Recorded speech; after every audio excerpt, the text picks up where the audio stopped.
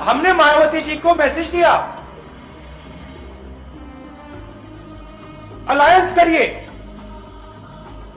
Chief minister बनिए। बात तक नहीं की,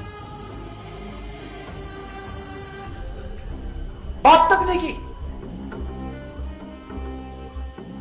जिन लोगों ने, कांचीराम जी ने, रिस्पेक्ट करता हूं मैं, खून पसीना देके दलित आवाज जो थी उत्तर प्रदेश की, उसको जगाया।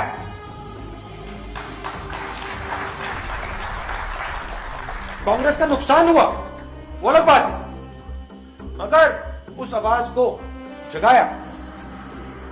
आज मायावती जी कहती हैं कि मैं उस आवाज के लिए लड़ूंगी नहीं।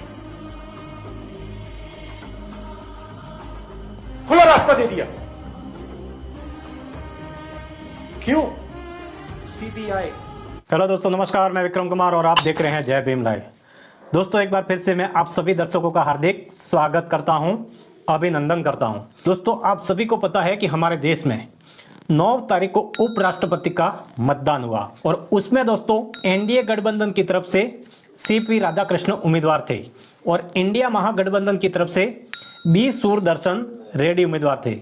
लेकिन दोस्तों, नतीजे आपने भी देख लिए होंगे कि किसको कितने वोट मिले हैं। एनडीए सीपी राधाकृष्ण को प्रथम वरीयता के 452 तथा विपक्ष के प्रत्याशी बी सुदर्शन रेड्डी को 300 वोट हासिल हुए हैं। तो दोस्तों, यहां पर एनडीए के उम्मीदवार सीपी राधाकृष्णन की 152 वोटों से जीत हुई है। दोस्तों, इस चुनावी परिणाम के बाद महागठबंधन वालों के कुछ बड़े बड़े नेता लोगों को बहुत ही अंदर अंदर डर सताने लगा है कि हम कितना भी जोर लगा ले, कितना भी कुछ कर ले, कितना भी प्रदर्शन कर ले, कितनी भी बड़ी बड़ी सभाएं कर ले, कितनी भी बड़ी बड़ी रैलियां ही क्यों नहीं कर ले, लेकिन हमारी डाल गलने वाली बिल्कुल भी नहीं है।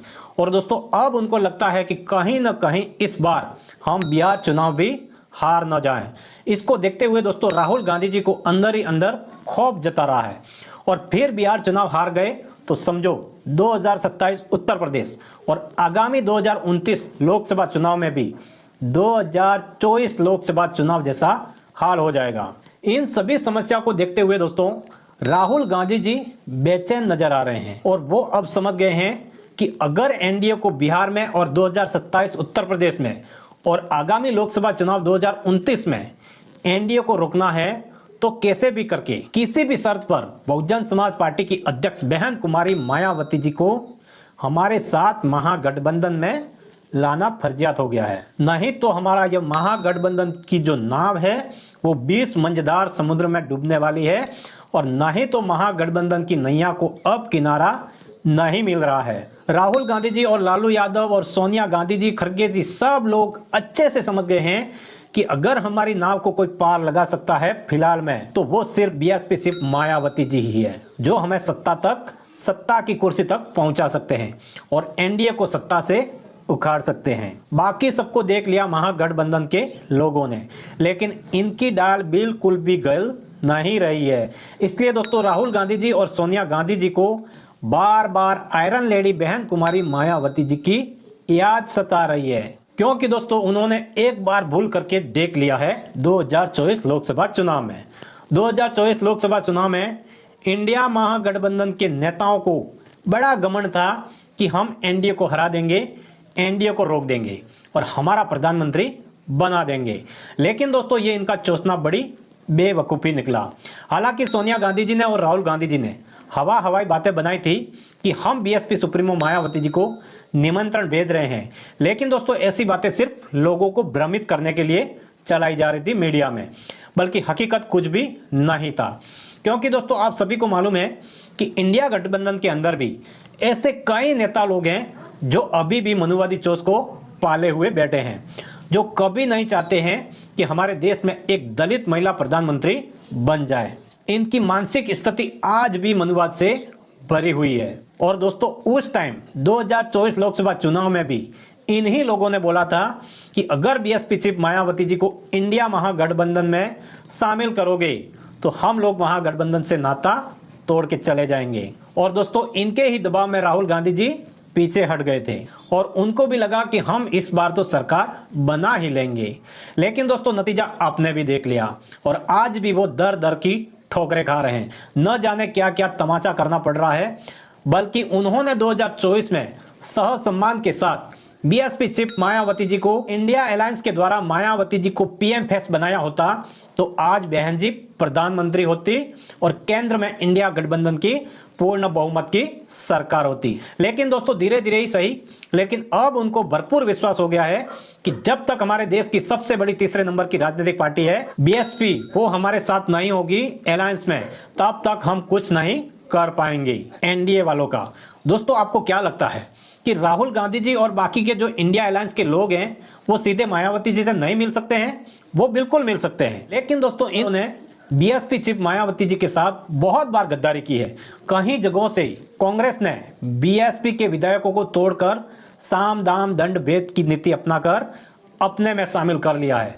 इसलिए ये लोग खुलकर बहन जी के पास किस मुंह से जा सकते हैं। लेकिन दोस्तों अब इनकी बीएसपी चीफ मायावती जी बिल्कुल मजबूरी बन चुकी है कि कैसे भी करके एनडीए को रोकने के लिए बीएसपी चीफ मायावती जी को किसी भी शर्त पर इंडिया गठबंधन में शामिल करना होगा। क्योंकि दोस्तों बीएसपी चीफ मायावती जी ने इस बार बिहार के चुनावी मैदान में एक ऐसी कमाल की रणनीति बनाई है कि बसपा सुप्रीमो मायावती जी जिधर भी झुकेगी बिहार की सरकार उसी की बनने वाली है। इसलिए दोस्तों ये लोग चाह रहे हैं कि बिहार में बीएसपी महागठबंधन के साथ मिलकर चुनाव लड़े। दोस्तों बिहार में बीएसपी के बगैर महागठबंधन सरकार कभी भी नहीं बना सकता है, चाहे कितना भी जोर लगा ले, अजमा ले। हालांकि दोस्तों बसपा सुप्रीमो मायावती जी अपने फैसले पर कायम है। उन्होंने साफ कर दिया है कि हमारी पार्टी बहुजन समाज पार्टी किसी भी अलायंस के साथ नहीं है, बल्कि बीएसपी अपने खुद के दम पर बिहार की सभी सीटों पर चुनाव लड़ने वाली है।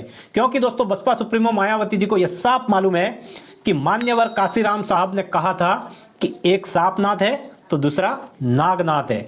इस बात को बसपा सुप्रीमो मायावती जी अच्छे से जानती है कि उनकी करनी और कथनी में रात दिन का फर्क है। इसलिए दोस्तों बीएसपी चीफ मायावती जी ने अपनी पार्टी को मजबूत बनाने के लिए पार्टी में काफी बड़े बदलाव किए हैं। दोस्तों आपको मैं बता दूं कि जब बसपा सुप्रीमो मायावती जी आकाश आनंद जी को फ्री हैंड दे देगी तो समझ लेना कि हमारे देश में बहुजन राजनीति की सुनामी आ जाएगी। अभी तो तमाम छोटी मोटी पार्टियों के लिए जो न तो एनडीए के साथ है और ना ही इंडिया महागठबंधन के साथ है, ऐसी जितनी भी बहुजन समुदाय की राजनीतिक पार्टियां हैं उनके लिए तीसरा विकल्प है बहुजन समाज पार्टी। वो सभी पार्टियां आकर बहन जी से मिल सकती है, मिलकर चुनाव लड़ सकती है। लेकिन इन पार्टियों के बड़े नेता लोग अपने अहंकार में, अपने घमंड में बहन जी से मिलना ही नहीं चाहते हैं। बहुत से लोग कहते हैं जो आजाद समाज पार्टी से जुड़े हुए हैं कि भाई चंद्रशेखर आजाद जी को बहन जी से क्यों मिलना चाहिए, चंद्रशेखर संघर्ष करके यहां तक आए हैं, वो क्यों किसी के पास जाएं। लेकिन दोस्तों अगर चंद्रशेखर जी को भी उत्तर प्रदेश का मुख्यमंत्री बनना है तो अकेले तो दम आ जाएगा और कई दशक लग जाएंगे, बल्कि मायावती जी से मिलकर चुनाव लड़े तो ये काम सिर्फ 1-2 चुनाव में ही सफल हो जाएगा और आजाद समाज पार्टी के चीफ चंद्रशेखर आजाद जी उत्तर प्रदेश के मुख्यमंत्री होंगे और बसपा सुप्रीमो मायावती जी हमारे देश की प्रधानमंत्री होंगी। और दोस्तों जब भी बहन जी ने आकाश आनंद को फ्री हैंड दे दिया तो समझो ये जो मिलने की बात हो रही है वो भी मिलने के लायक नहीं रहेंगे। बहुत सी पार्टियां तो ऐसे ही टूट जाएंगी आकाश आनंद की दांसू एंट्री को देखकर। दोस्तों राहुल गांधी जी ने बसपा सुप्रीमो मायावती जी को लेकर क्या बोल दिया है, देखिए जरा आप इस वीडियो क्लिप को। हमने मायावती जी को मैसेज दिया अलायंस करिए, चीफ मिनिस्टर बनिए, बात तक नहीं की, बात तक नहीं की। जिन लोगों ने, कांचीराम जी ने,